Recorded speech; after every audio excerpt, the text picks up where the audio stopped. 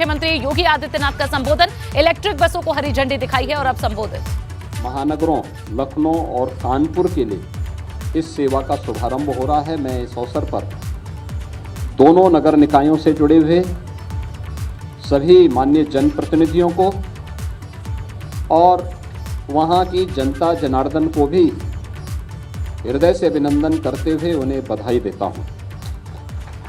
मैं धन्यवाद देता हूं नगर विकास को कि पिछले 5 वर्ष के अंदर प्रदेश में नगरीय सुविधाओं को आदरणीय प्रधानमंत्री जी की मंशा के अनुरूप बेहतरीन तरीके से आगे बढ़ाने का कार्य हुआ है। देश के अंदर जिन 100 सिटी को स्मार्ट सिटी के रूप में विकसित किया जा रहा है, उनमें से 10 उत्तर प्रदेश के अंदर हैं और उन 10 में भी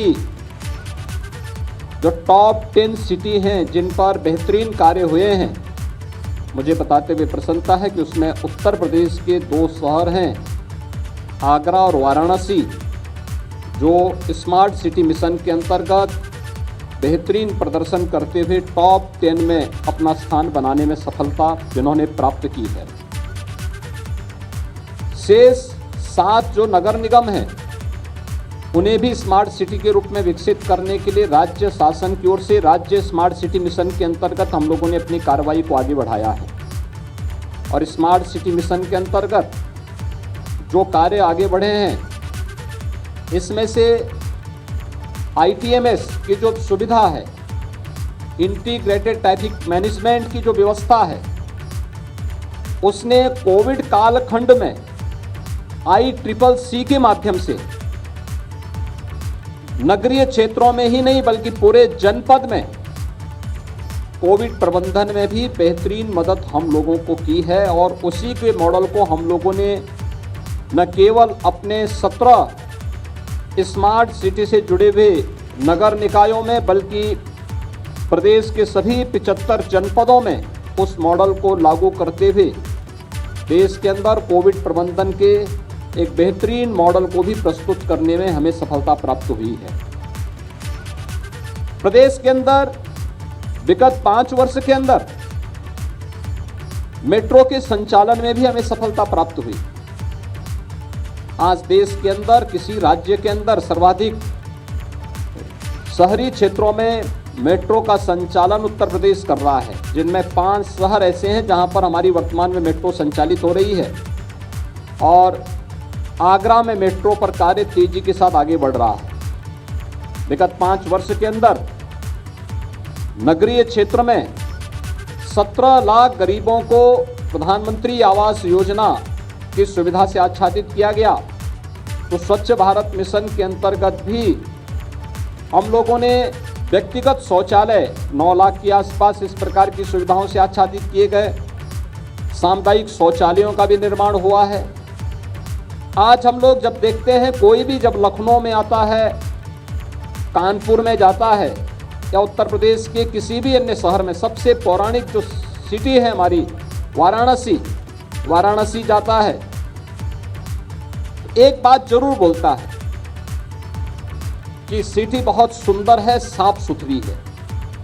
सुंदरता का मानक स्वच्छता से होता है और स्वच्छता है तो लोग उसके बारे में चर्चा भी करते हैं और उस चर्चा का हिस्सा आज उत्तर प्रदेश बना है। प्रधानमंत्री जी का विजन था स्वच्छ भारत मिशन। जब 2 अक्टूबर 2014 को प्रारंभ हुआ था तो स्वच्छ भारत मिशन के अंतर्गत हम लोग प्रदेश के अंदर भी उस लक्ष्य को प्राप्त कर सकें, यह एक दूर की कौड़ी थी, लेकिन आज ये सपना साकार हुआ है। प्रदेश के नगर निकाय भी स्वच्छ दिखाई दे रहे हैं।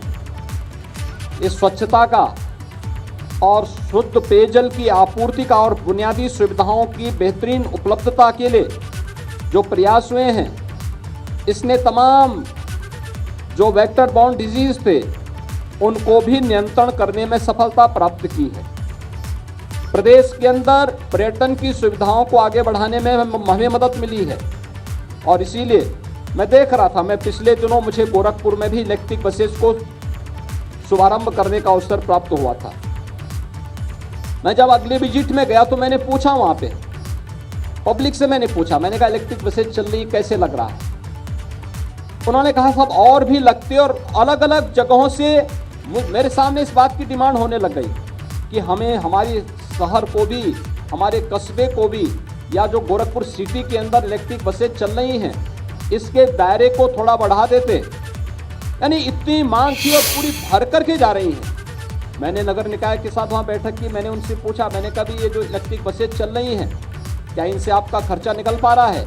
उन्होंने कहा हाँ, बहुत बेहतरीन तरीके से आगे बढ़ रही हैं और लोगों की बड़ी डिमांड है। जिस भी रूट पर मैं गया इलेक्ट्रिक बसेस की, वहाँ की सुविधा की सबने सराहना की है। जब कॉमन मैन, जिसको राजनीति से कोई लेना देना नहीं, आपके कार्यों की सराहना करे तो ये मान करके चलिए कि आप सही दिशा में आगे बढ़ रहे हैं। और उस दिशा में इलेक्ट्रिक बसेस की ये सेवा आज यहाँ पर हम लोग 2 प्रदेश के सबसे बड़े जो नगर निकाय हैं, लखनऊ और कानपुर के लिए प्रारंभ करने जा रहे हैं। यद्यपि दोनों सिटी मेट्रो से भी जुड़ी हुई है, लेकिन मेट्रो की आधार बनेगी इलेक्ट्रिक बस सेवा। इसमें मेट्रो के विस्तार करने में भी प्रत्येक जो यात्री है, प्रत्येक नागरिक को वायु और ध्वनि प्रदूषण से मुक्त पब्लिक ट्रांसपोर्ट की एक बेहतरीन सुविधा उपलब्ध कराने में हमें इसके माध्यम से सफलता प्राप्त होती है। और मैंने इसलिए नगर निकाय से, नगर विकास विभाग से इस बात का आग्रह किया था। मुझे याद है अभी 10 दिन पहले मेरे पास दक्षिण भारत से एक सज्जन आए थे मिलने के लिए। वे मेरे पास आए तो बातचीत चल रही थी। उन्होंने कहा कि यहाँ पे नैमिषारण्य कहाँ पड़ता है? मैंने कहा नैमिषारण्य से आपका क्या मतलब है? क्योंकि जब वो अतिथि यहाँ आए थे तो मैंने उनको यहाँ पे नैमिषारण्य अतिथि गृह में ठहराया था। तो मैंने कहा हो सकता है नैमिषारण्य अतिथि गृह में ठहराए हैं इसलिए बोल रहे होंगे। तो उन्होंने मुझसे पूछा, उन्होंने कहा ये नैमिषारण्य कहाँ है? मैंने कहा यहाँ से 70 किलोमीटर की दूरी पर। तो मैंने कहा आपका पूछने का उद्देश्य क्या है? उन्होंने कहा कि हमारी जो फ्लाइट आई है वहाँ से, उसमें से आधे से अधिक जो पैसेंजर थे वे नैमिषारण्य जाने वाले थे। तो आखिर नैमिषारण्य का महात्म क्या है?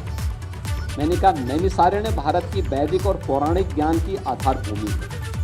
ये जितना भी लिपिबद्ध हुआ है, श्रवण परंपरा से उसको लिपिबद्ध करने का जो श्रेय जाता है वो नैमिषारण्य को जाता है। यानी हम लोग यहीं पे हैं। मैं लखनऊ के बहुत सारे लोगों से पूछा उसके बाद कि वे नैमिषारण्य के बारे में जानते हैं? उन्होंने कहा नहीं। मैंने कहा कभी गए? कहा नहीं। मैंने कहा देखो दक्षिण भारत से लोग आते हैं, बड़ी श्रद्धा भाव के साथ नैमिषारण्य का दर्शन करते हैं, और वहाँ पर हम लोग उसको उस रूप में विकसित आज तक नहीं कर पाए। हजारों वर्ष पहले ये कार्य नैमिषारण्य में हुआ होगा, लेकिन हम लोगों ने उस सुविधा को जो वहाँ पे मिलनी चाहिए थी, जिसका वो हकदार था, हमें अपनी धरोहर के संरक्षण की हम बात करते हैं, और जहाँ से इस धरोहर को संरक्षित करने का बीड़ा हजारों वर्ष पहले उठाया गया था, वहाँ पर हमने उस धरोहर को संरक्षित करने के साथ ही उसके पर्यटन विकास की संभावनाओं को आगे बढ़ाने के लिए क्या किया। इस पर आज जहाँ पर्यटन और संस्कृति विभाग इस पर कार्य कर रहा है, वहीं मैंने नगर विकास विभाग से इस बारे में आग्रह किया कि इलेक्ट्रिक बसेज की कुछ सेवा लखनऊ से नैमिषारण्य के लिए भी प्रारंभ करने की तैयारी हो। और उसके लिए हो सकता है कुछ समय लगे, क्योंकि वहाँ पे चार्जिंग स्टेशन बनाने पड़ेंगे, अन्य सुविधाएं देनी पड़ेंगी। तब तक हमारी वैकल्पिक व्यवस्था क्या हो सकती है, एक इस पर ध्यान देना। दूसरा, नैमिषारण्य को हम लोग बेहतरीन सुविधाओं से युक्त एक ऐसे स्थल के रूप में विकसित करें जो प्रत्येक भारतवासी को उस धरोहर के प्रति एक आत्मीयता का भाव प्रत्येक भारतवासी के मन में जागृत कर सके। क्योंकि ये जो वैदिक ज्ञान है, यह भारत का वह ज्ञान है, भारत की एक ऐसी धरोहर है जो विश्व कल्याण का मार्ग प्रशस्त करता है, मानवता के कल्याण का मार्ग प्रशस्त करता है, प्रत्येक जीव के कल्याण के मार्ग प्रशस्त करता है, ब्रह्मांड के कल्याण का मार्ग प्रशस्त करता है। तो आखिर उस धरोहर को संरक्षित करने के लिए हमें जो प्रयास होने चाहिए, उस दिशा में आज नगर विकास विभाग के द्वारा ये प्रयास प्रारंभ हो रहा है कि इलेक्ट्रिक बसेज जो आज प्रारंभ होंगी, उनमें से कुछ हम लोग प्रारंभिक रूप में नैमिषारण्य तक संचालन करने की भी एक वैकल्पिक व्यवस्था इसके माध्यम से देंगे। और साथ साथ लखनऊ से पहले चरण में बहुत शीघ्र हम लोग यहाँ पर हेलीकॉप्टर की सुविधा भी यहाँ से नैमिषारण्य के लिए उपलब्ध करवाएंगे। और मुझे प्रसन्नता है कि हमारे राज्य मंत्री राकेश राठौर गुरु भी वहीं के रहने वाले हैं, तो मैं इस अवसर पर राकेश राठौर जी को बधाई दूंगा कि वे आज नैमिषारण्य के लिए इस बेहतरीन सुविधा को उपलब्ध कराने में, उनके नगर विकास राज्य मंत्री बनने के बाद ये सुविधा नैमिषारण्य को आज प्राप्त होगी। इस अवसर पर मैं एक बार फिर से नगर विकास को, जो प्रदेश की अर्थव्यवस्था को परिवर्तित करने में एक बड़ी भूमिका का निर्वहन कर सकता है। आज देश के अंदर सबसे अधिक नगर निकाय उत्तर प्रदेश के अंदर हैं। लगभग 752 नगर निकाय हमारे पास वर्तमान में होने जा रहे हैं। इनका विस्तार हो रहा है। एक बड़ी आबादी हमारी अब नगर निकायों के दायरे में आ रही है। उनको उस प्रकार की बेहतरीन सुविधाएं उपलब्ध कराने के लिए हर घर नल की जल जीवन मिशन की योजना को अमृत 2 के अंतर्गत अन्य प्रत्येक नागरिक को शुद्ध पेयजल की आपूर्ति के से जोड़ने के लिए भी जो कार्यक्रम चल रहे हैं वह अत्यंत सराहनीय प्रयास है। और मुझे विश्वास है कि नगर विकास विभाग प्रत्येक नागरिक को, नगरीय क्षेत्र में रहने वाले प्रत्येक नागरिक को उन सभी बुनियादी सुविधाओं से आच्छादित करेगा जिसका वह हकदार होता है। और हम लोग अपनी बेहतरीन सेवा के माध्यम से आम जन के विश्वास को अर्जित करने में सफल होंगे। इस पूरे अभियान के प्रति मेरी शुभकामनाएं। धन्यवाद। जय हिंद।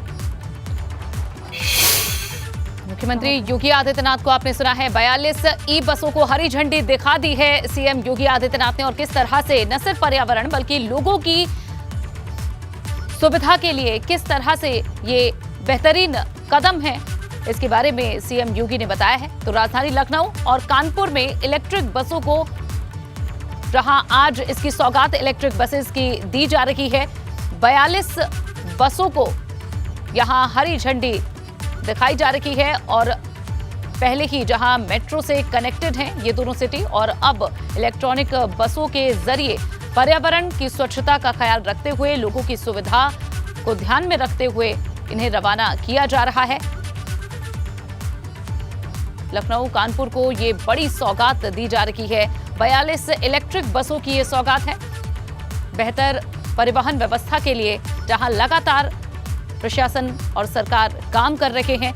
नगर निगम को ये सौगात है। लखनऊ कानपुर को इलेक्ट्रिक बसेस की सौगात आज दी जा रही है।